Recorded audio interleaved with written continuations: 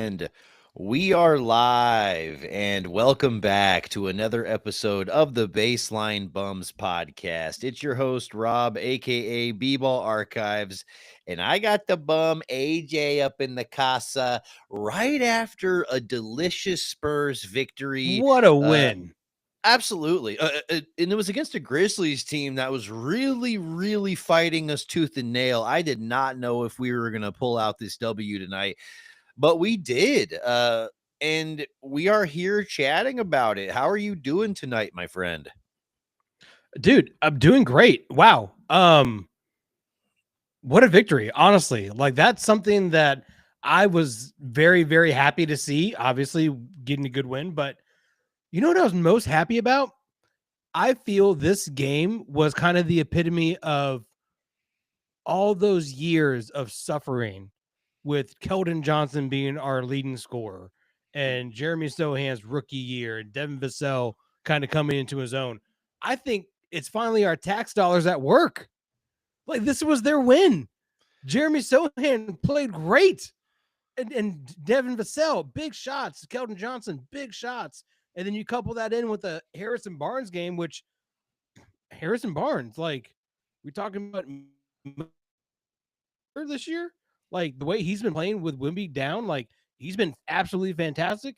And then obviously Fox, like dude, like this was a great team win. And of course, Luke Cornett 5 blocks. Yeah. So dude, Yeah. great. This was awesome. This is one hell of a one for this team in early December basketball game.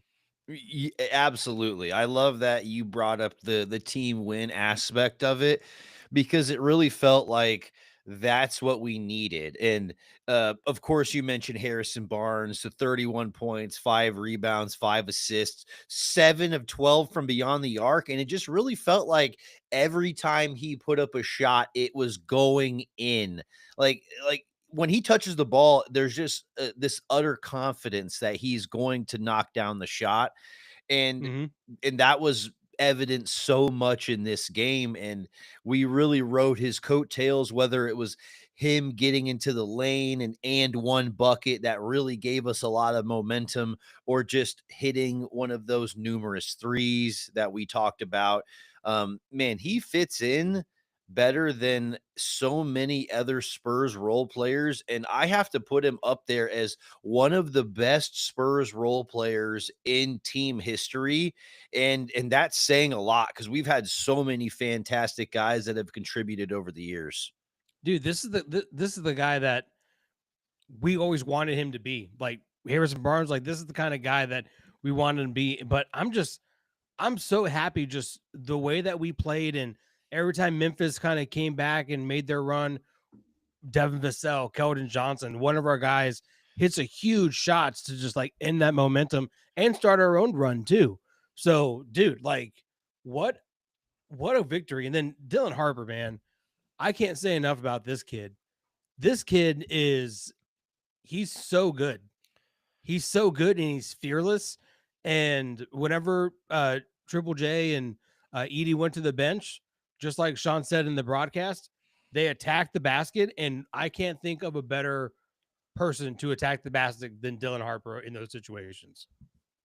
Yeah, because he does not care who's in the lane.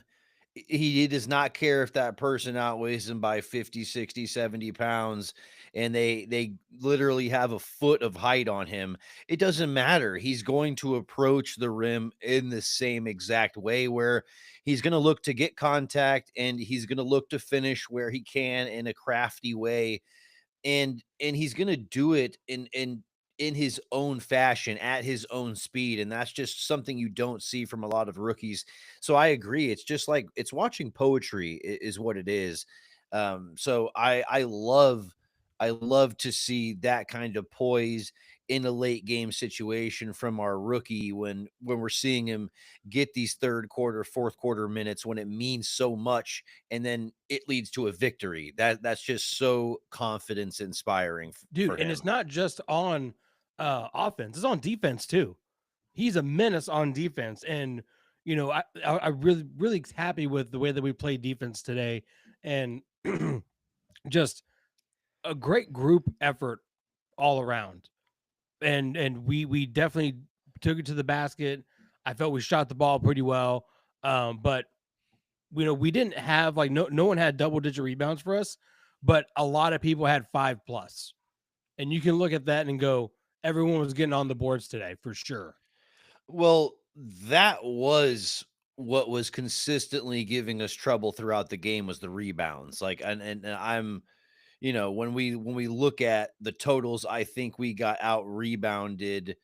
It was 48 to uh f- it was 48 to I can't remember the exact number of rebounds, but we ended up getting out rebounded by I think about 12 or 13 rebounds, but because there was a couple rebounds there at the end of the game. But um when I look at it through that lens, it looks to me like this was one of the games that really affected us when we didn't have Wemby out there. We needed that Sure. additional defensive rebounding when Zach Edey was pushing Sohan out of the paint.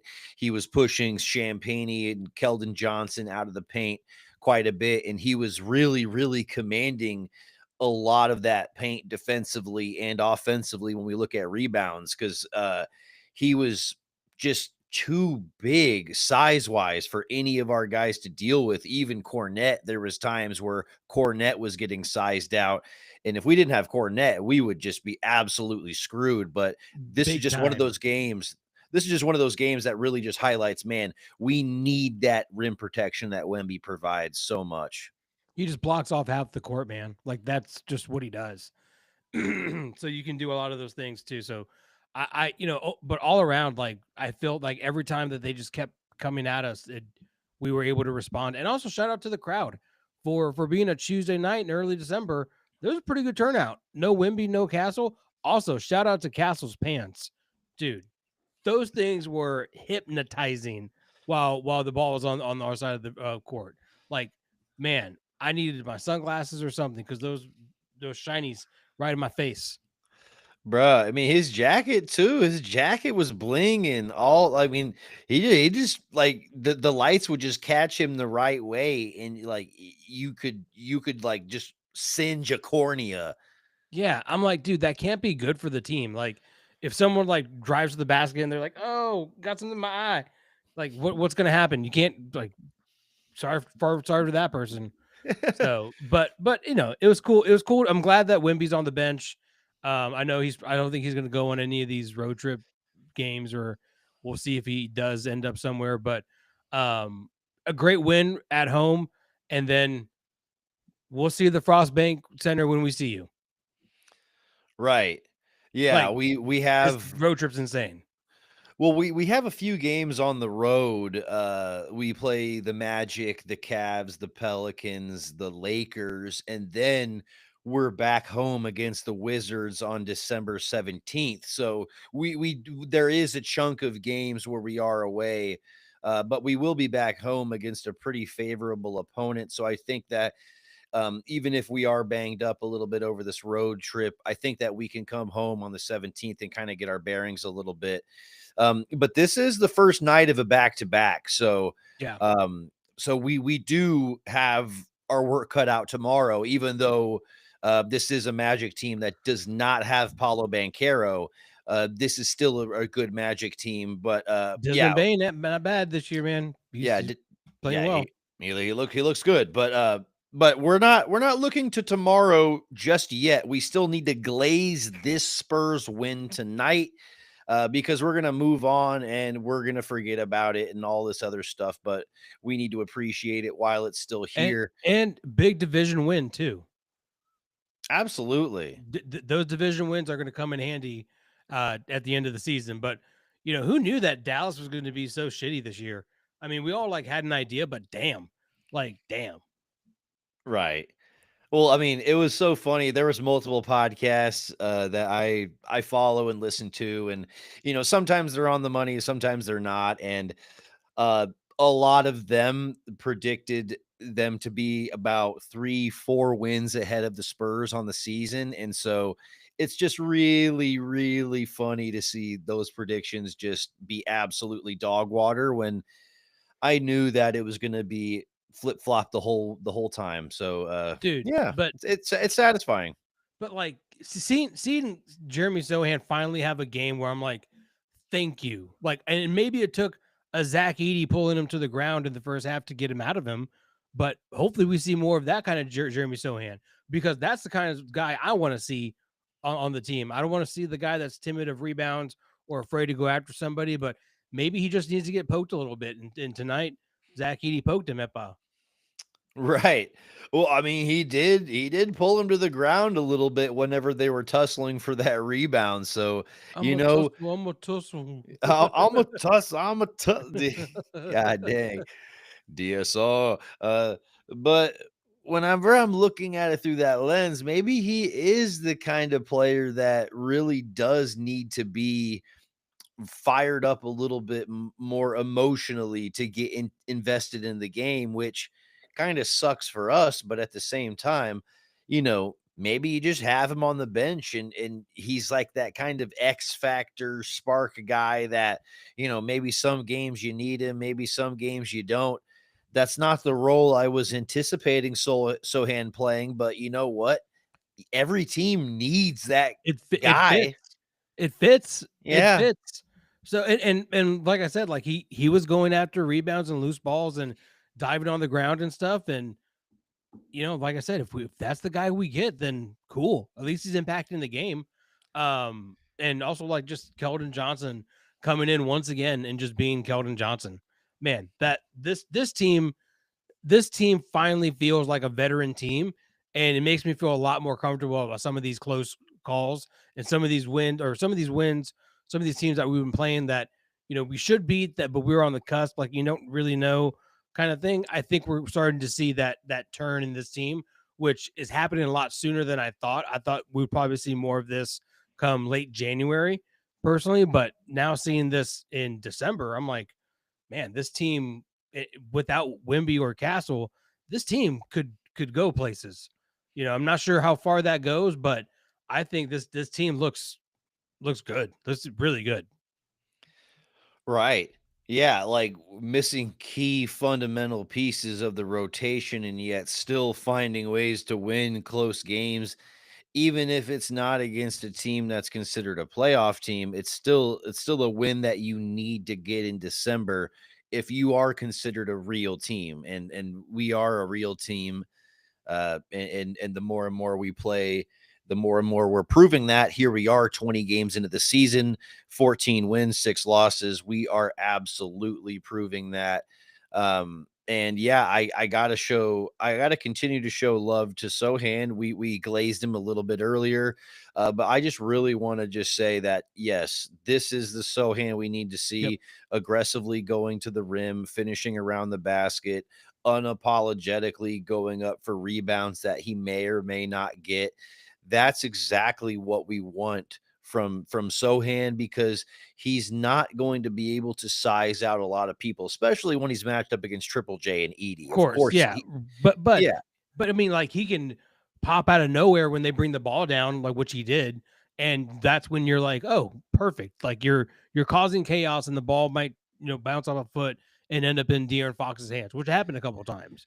So that's exactly what we want him to do. Get those extra possessions because we're going to need them. right. And that's a great way to phrase it, is just cause chaos. And I think that Jeremy Sohan can largely be the cause chaos guy, even when he's matched against a larger opponent. And I was okay with getting beat if we just got outsized, if we just got out rebounded all game and Edie just ended up just fundamentally crushing us in the paint, because he did that the previous game. The Yep, game he did. before, he was 32 and 17, and I thought he was on the way to doing that again tonight. And I was like, if he does that again, we're cooked. But Hmm. I was going to be okay with that. But what I'm not okay with is getting beat when Cam Spencer is just Sure. nailing threes when we have the perimeter defense to deal with the Cam Spencer, and we shouldn't be allowing that. We That's had what a really would have fucking pissed me off. Oh, I mean, it did during the game for me. I mean, how many times did we look up and be like another open shot for the Grizzlies, or someone didn't come out on the rotation, or they were slow and didn't even try? Like, at least give me a Cornet attempt. Like give me one of these. Give me something because that's my biggest pet peeve about this game. But at the end of the day, like we were able to overcome it, and this team looks like a man looks like a good playoff team.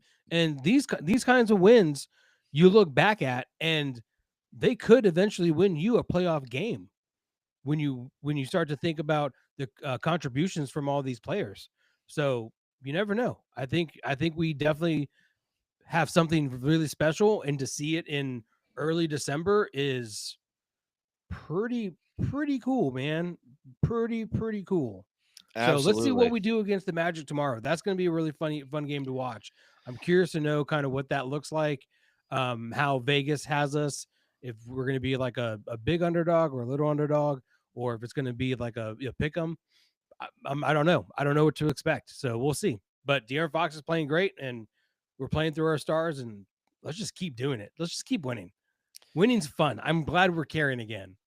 Dude, well, I mean, it's nice to care about basketball again because we are in a winning position and playoffs are on the horizon, and largely because we are doing what you just said, playing through our superstars and just letting them carry us to the promised land. Another good clutch performance from De'Aaron Fox. He had a really nice mid-range jumper, very smart, just kind of slowed down the game and hit that at the top of the key, had multiple free throws, had that really good clutch three-pointer with about a minute left. Yep. And that's why you pay him $250 million. Absolutely. That's why you bring him in to close out these close games in December when Yep. it's a tough Western Conference. Sometimes 3-4 games can bring you down 3 or 4 seeds. So you get this W against Memphis in early December, so that's not an issue. So I love to see him stepping up. 10 out of his last 12 games, he's been 20 or more. So obviously, scoring the Mm. basketball is not a problem for him. Yeah, and he got the free throw 10 times. That's Absolutely. exactly what you want in today's NBA from your guard, the one that you're paying a bunch of money to. That's exactly what you want. So if we kind of keep this formula up, like we can do some damage. Then you add Wimby to the mix. Just we got to continue to play the same way we have been with Wimby.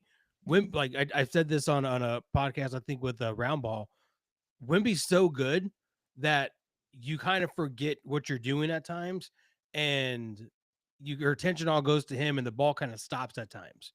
So that's something that I hope we kind of figure out prior to him coming back, and it's not just one of those we give the ball to Wimby and just sit back and watch. Because right now, what we're doing is the entire middle of the lane is open, and De'Aaron Fox is getting to his spot, making shots. Dylan Harper's getting to the rack, making layups, and we're getting to the free throw line. So as long as we continue to do that and we don't just sit back and watch them dance on the 3-point line, I'm cool.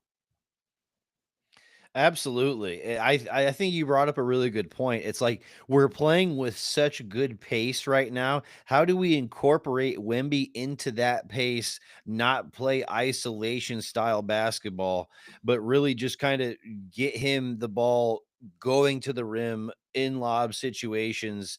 And basically, what I saw tonight, and it was just one play that really stuck out to me when we were in transition. There was a lob thrown up to Jeremy Sohan, and he caught it like behind his head and barely kind of tipped it in. He made the bucket. He did. It resulted in 2 points, but it just really reminded me that that's the kind of lob that we're going to be throwing to Victor in transition if we're running this same style of play. And a lot of what we were seeing previously was get the ball to Wemby and then kind of let him cook. And if he's taking more than 3 or 4 dribbles, I kind of think that's a mistake. We Yeah. we we need to be fluid, moving the ball, transition, offense built from defense. And how many lobs can we throw to Wemby? Not enough should be the answer every game. I 1000% agree with you. And I think what we should start doing too is doing the old like Anthony Davis from the New Orleans Hornets days where he just hung out in the baseline. I think that should be part of our offensive package. Just have Wimby be on the baseline and just don't let him go outside of 10 feet, and just have him be there for dumps, lobs, things of that nature, just so you see it. Like, we don't have to run the whole thing, but just so that you see, like, hey, we can also play this way too. I think that gives a little bit of a wrinkle and also gives Wimby like a few points that, hopefully there's 3 baskets that he can make in that area. He's 7'5". I would imagine he can figure out a hook shot. I mean, give JT Toppin a call for a hook shot. He knows how to do it. So I'm just saying, like, I think we just got to make sure that whenever he gets back, our ducks are in a row. That's all. Yeah. I mean, I think our style of play will slightly change whenever he comes back. Obviously, he's going to be our main focal offensive threat. So it's going to slightly change, and it's going to be a lot of get the ball to the high post, and then we're going to make things happen from there. But I also think there's been too much good that we've seen without Wemby in the lineup that leads me to believe that when we get out and run with our young athletic guards and they're setting up everything, they're literally putting the silverware on the dinner table that everybody eats so much more. And Oh, for and sure. and if that means Wemby has the ball in his hands with less on ball creating opportunities, I'm okay with it because it's going to lead to him scoring more points with easy buckets around the rim. So And that's I what you want. that's exactly what we want, dude. And I think that will eventually come, but right now I think that he's just in this moment where he wants to show off his skills that he has, and he wants to prove himself not only as a player, but as a just as a basketball prodigy, so to speak. In time, grasshopper. In time. Well, I mean, there is there's no fast track to this. Like Right. he's It's exactly what we've seen. Like, year 3 is what we've been waiting for from Wimby. Sorry to cut you off, but like, people were thinking Wimby year 3 is gonna be Wimby year 1. Not the case. So like, he's gonna unlock more things, and just gotta be patient. Patient, young grasshopper. and Wemby year 5 and 6 isn't gonna be Wemby year 3. It's like it takes different levels of growth, and I hate to say it, but different levels of losing. Like, we're gonna need Yeah, to. we're gonna have to go through some tough ones. Oh, absolutely. We're gonna need to get to the postseason, understand what that feels like, and then Ugh. that's gonna be just a completely different Rubik's cube that we're gonna need to solve all together. And whether it's the first round, the second round, whatever is our bugaboo, there's gonna be maybe a year, 2, 3 where it feels like we should be breaking through and we're not. And Mm. and I I need some I ho- Lexapro to we gotta get some Lexapro to get through that.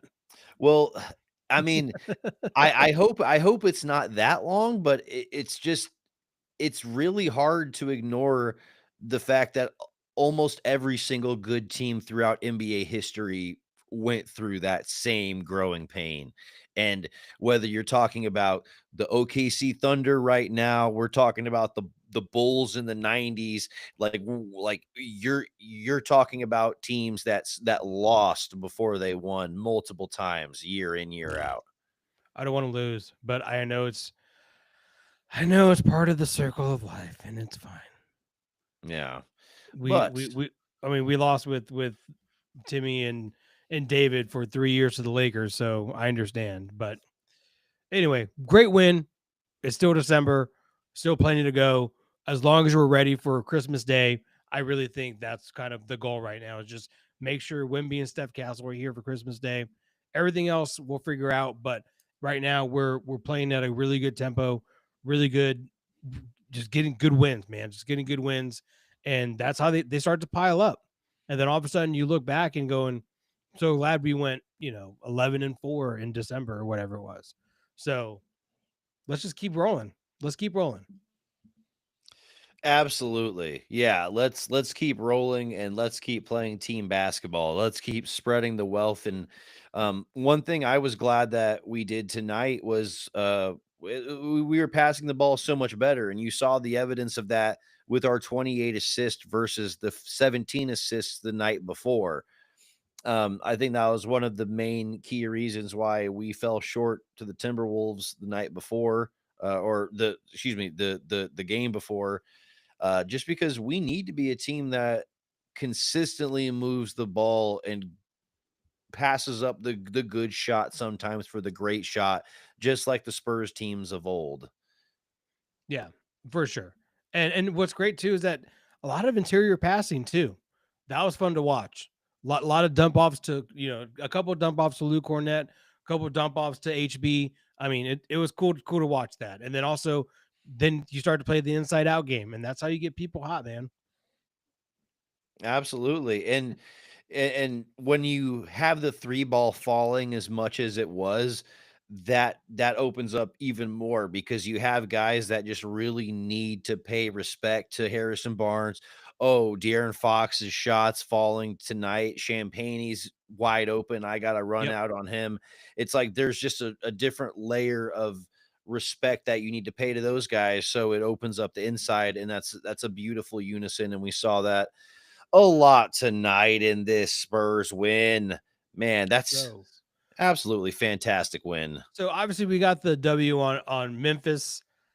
I was thinking I'd do a blind ranking for you using Memphis. Let's do it. Give me that All right. Memphis blind ranking. The All grit right. and grind. We are going to do blind rank these Memphis artists, musical artists. Okay. Let's do it. All right. 1 through 5, your criteria. Are you ready? I'm ready. I was All born right. ready. Johnny Cash. Ooh, I love me some Johnny Cash. I'm gonna go Johnny Cash at 2. 2. Just because there could be somebody dope. There could be somebody even doper, but Johnny Cash at 2. Justin Timberlake. I like JT, but I won't put him at 4. All right. Justin Timberlake at 4. Elvis Presley. Man, Elvis Presley, man, I don't know. Super talented. I just wish he paid homage to all the people he stole from. That's fair. So I'm gonna put him at 5.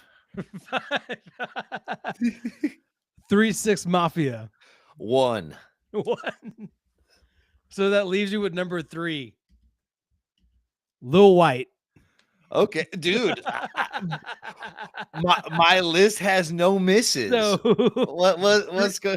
3-6 Mafia, Johnny Cash, Lil White, Justin Timberlake, Elvis Presley.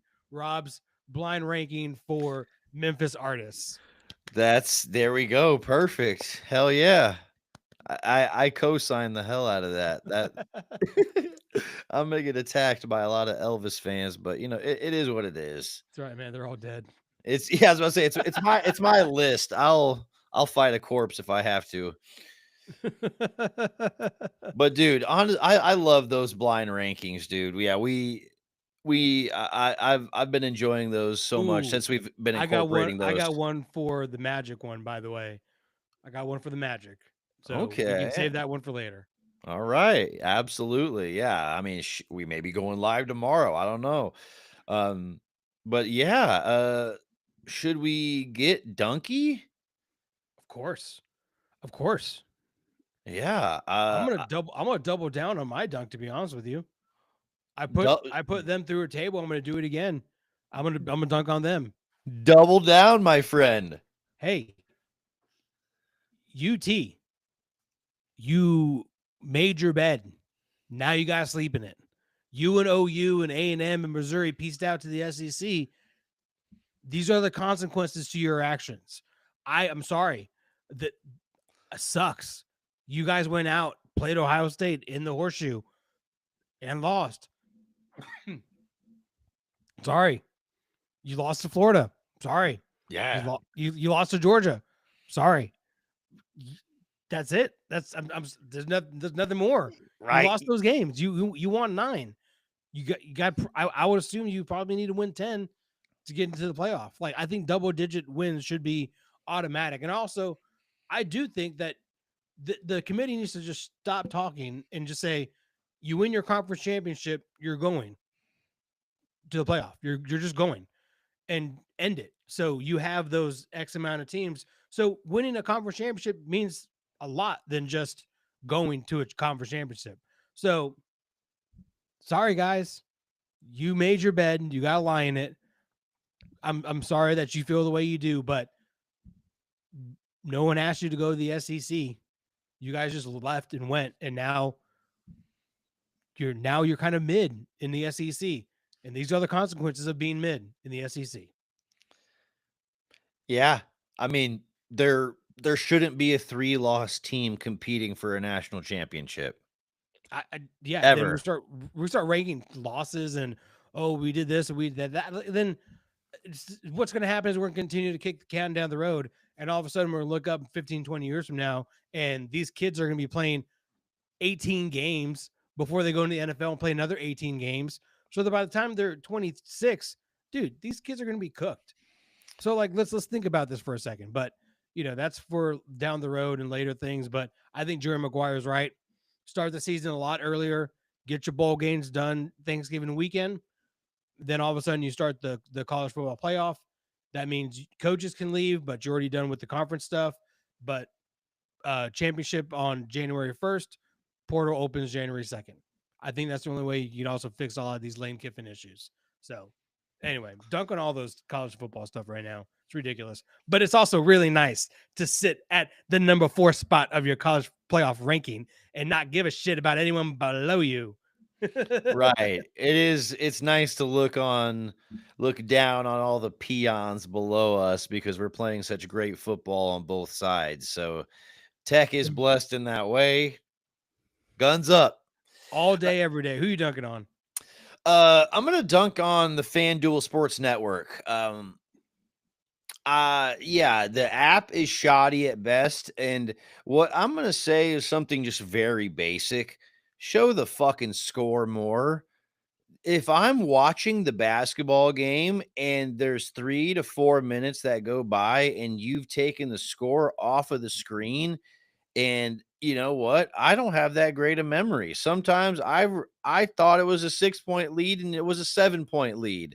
And so you know what? I need to look at the score every once in a while. Yeah. But it happens. So just if you're gonna do that, at least just shrink it. Shrink the score, throw it in the corner.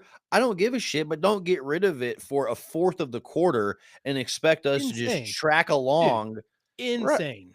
Absolutely. We pay too much money to use that service to have that application not have that kind of functionality. And, you know, whatever. It's just Bally's with lipstick on it is what it is. The Bally's app was absolutely the worst. And then I bit the bullet and just got a league pass and was like, this is what we're doing. Absolutely. But yeah, FanDuel, you got dunked on because you're a piece of crap. But you Unfortunately. know what's not a piece of crap is the Solar Scouts. Nope. If you want some reliable solar energy for you and your family, and you have a house and you want to save some money, get yourself some clean, reliable solar energy. The solarscouts.com/bums. Find out how they can get you a free consultation and figure out what plan makes sense for you and your home, for you and your family, for you and your budget, all that good stuff. They do great work over there. Give Nick a shout and yeah, figure out how they can help you today. The solarscouts.com/bums. But yeah, that's feeling like a good episode.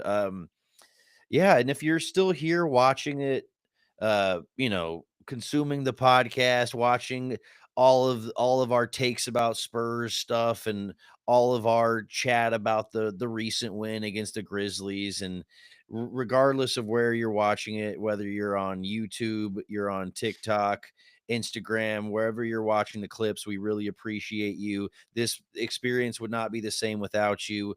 We love doing this. We love talking about the Spurs, but it would not be the same without you. We not only love you, but we love you hard over here. So, with that being said, let's end this episode the same way we end all episodes. And that's with a go, Go a Spurs, Spurs, a a go. go.